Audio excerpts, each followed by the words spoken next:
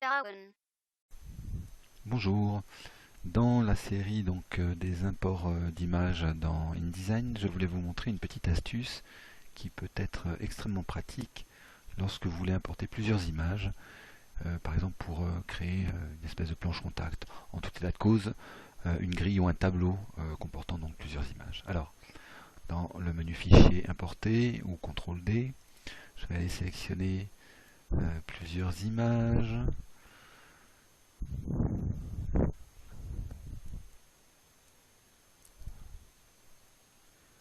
Voilà, j'en ai 8.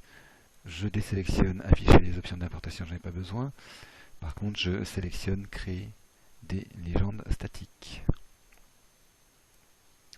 Alors, comme vous le savez déjà, j'ai ici toutes les images disponibles en mémoire et InDesign va pouvoir me les restituer une par une si je clique de cette façon.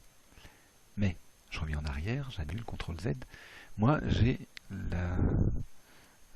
besoin de créer une zone d'image, un tableau d'image.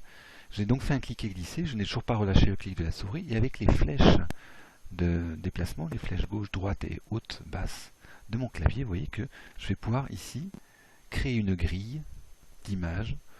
Donc 1, 2, 3, 4, 5, 6, 7, 8, ça devrait le faire.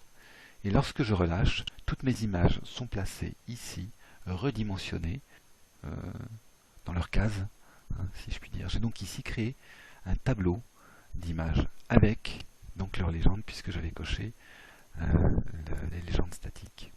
Donc vous voyez, c'est rapide, c'est extrêmement pratique, et ça permet donc de normaliser comme ça des images sur une page, en créant donc ce tableau.